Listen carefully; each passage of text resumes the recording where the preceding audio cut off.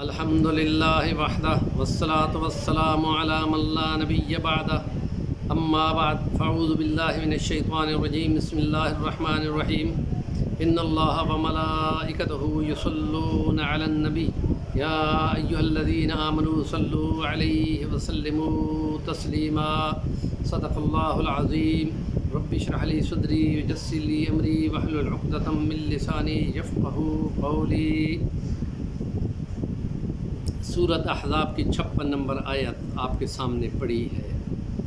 ان اللہ و ملائکتہ، بے شک اللہ پاک جل جلالہ و ملائکتہ اور اس کے فرشتے یصلون علی النبی، نبی کریم محمد مصطفیٰ صلی اللہ علیہ وآلہ واصحابہ اجمعین خاتم النبیین پر درود بھیجتے ہیں۔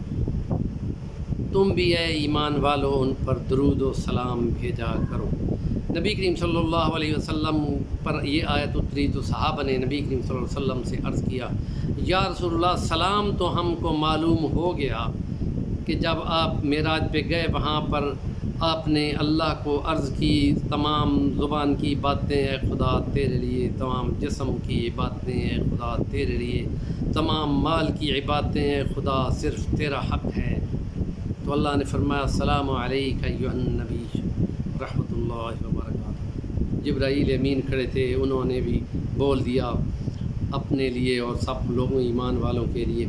تو ہم کو معلوم ہو گیا کہ سلام کیا ہوتا ہے۔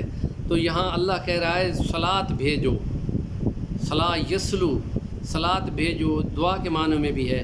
تو حضور فرمایا قولوا اللہم صلی علی محمد، قولوا اللہم بارک علی محمد، تو جس میں اللہ پاک سے التجا کی جاتی ہے کہ اپنے نبی کی شان کی بلندی کے لیے، ان کے رفع درجات کے لیے، اور ان پر سلام کے لیے، اور ان کے کمال درجوں کے لیے، اور ان کو شاباشیں دینے کے لیے، اور ان کو اپریسیشن دینے کے لیے، اور ان کو سلوٹ کرنے کے لیے، وہ جو درجے ہیں اے خدا تمہیں تو معلوم ہے، ہمیں تو معلوم نہیں ہے۔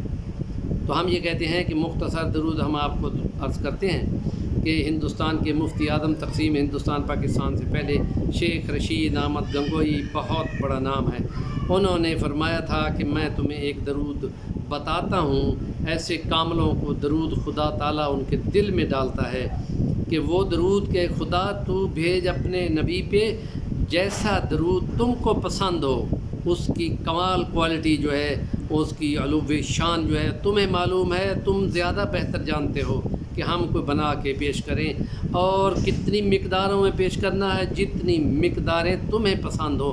تو یہاں کوالٹی اور کوانٹٹی کی اینڈ ہو گئی ہے۔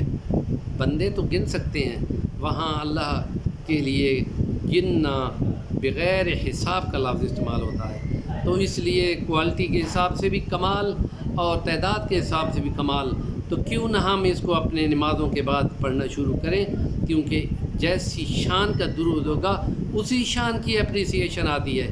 اور دعاؤں سے پہلے پڑھنا یہ ہے کہ اللہ کی شان پہلے بیان کرو، اس کی مرتبت، اس کی بلندی اور اس کی عظمت، اور پھر نبی پاک پہ درود، اور اس کے بعد اپنی حاجت، اس کے بعد مختصر درود، اس کے بعد ختم کر لو۔ تو علماء کہتے ہیں کہ دو درود کے درمیان میں جو دعا پڑھی جائے گی وہ ضرور قبول ہوگی، کیونکہ درود رد ہونا نہیں ہے، وہ تو قبول ہونا ہے۔ تو درود شیخ رشید احمد گنگوئی وہ یہ ہے کہ اللہم صلی علی سیدنا محمد وعلی آلہ واصحابہ اجمعین کما تحب وترضی عدد ما تحب وترضی، جیسا تم کو، کما تحب جیسے تمہیں پسند ہو، وہ والا درود اپنے نبی پہ بھیجو۔